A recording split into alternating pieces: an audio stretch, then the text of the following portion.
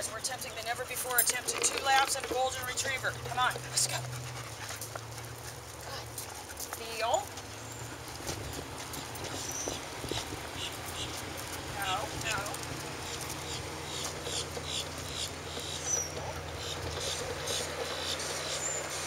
No. Kneel. Down. Wonderful. Down.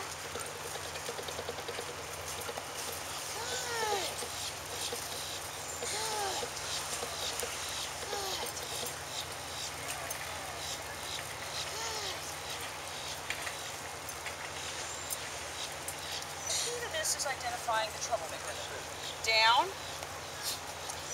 No. Down. Good. Good. Keep in mind, you guys, we've never done this.